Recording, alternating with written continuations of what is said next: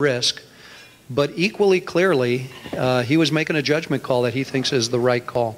And at the end of the day, our admonition to him was, great, I hope you're right, because you have to be right. You can't gamble with the U.S. economy. Lance, thank you. Governor? I agree with what Lance said. USMCA is absolutely essential for Arkansas. That's the reason I've written the leadership of the House and Senate asking them to bring USMCA to a vote. Whenever you look at what President Trump has done, he's been very successful in renegotiating a more favorable NAFTA agreement. I remember being in Fort Smith.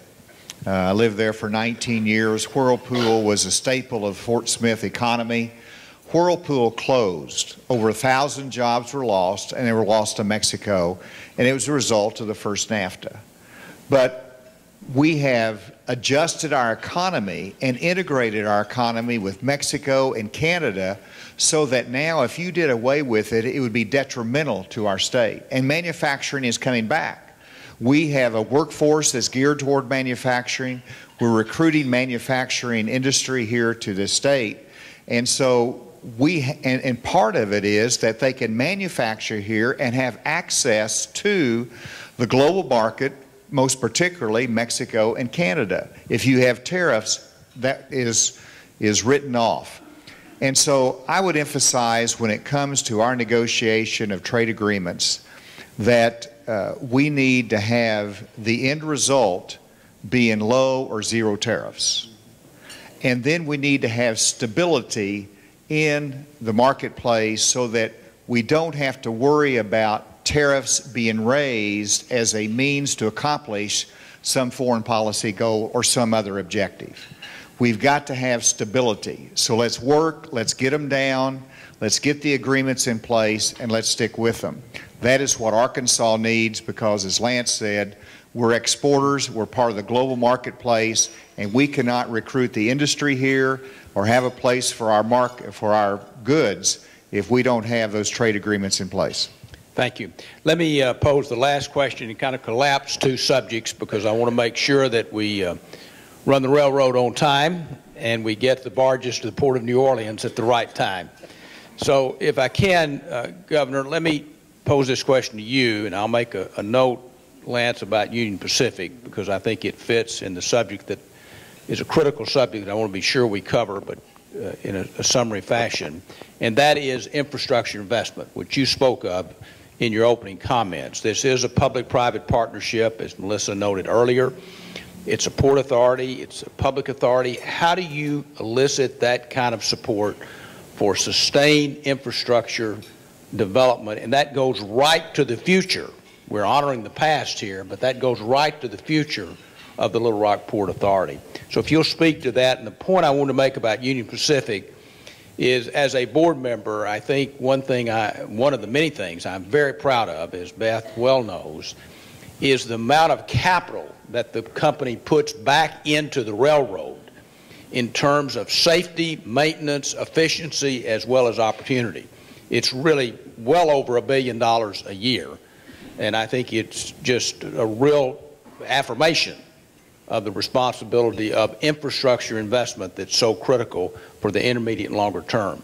But the Port Authority is a different entity, Governor. Well, just very briefly, the private sector invests in infrastructure when they can get a return on the investment. Union Pacific, thank you for your investment, but you've got to look at that return, and whenever we can recruit industry and expand it here, you're seeing a return on that investment, and you have confidence in it. The same thing is true on the public side. Now, it's a little bit heavier burden of proof because the taxpayers are more suspicious of government than they are the private sector. And so we've got to make the case consistently that if you invest in infrastructure, this is your return. And I think they're starting to see it. Whenever we can recruit an industry that pays $25 an hour average wage of manufacturing and good skilled jobs, this is exciting to the public, and they see that we can be trusted in terms of investing in infrastructure, they'll get a return on that. So we have to make our case every day. We have to be reasonable about our investment and prudent about it and show the return, and we'll have the public support. Max got it exactly right. We put about, as a company, $3.25 billion into the railroad every year. The railroad is owned privately, and so we have to maintain it in order to keep it to be the tool, the return generator that it is. And the governor got it just right from the standpoint of our perspective on public-private partnership is that's when there's an investment to be made where part of the benefit comes to the private sector, part of the benefit comes to the community, and neither part could support the total investment. And we find that when we've hit that magic set of circumstances, we love making those investments. I think that's the proper note to conclude. From a personal standpoint, if I could take just a moment of personal privilege, it's been both a privilege and a joy for me to participate in this panel with Governor Hutchinson and with Lance Fritz. But as I look out over this room, and I'll get in trouble by naming anybody, whether it's Buddy Benefield or Judge Baker or others, but there's just so many people here who have contributed to the well-being of this city and state, and that's really what makes Arkansas so special. Thank you very much for joining us today. Bryan, I'll turn it back over to you. Thank you, Mr. McClarty.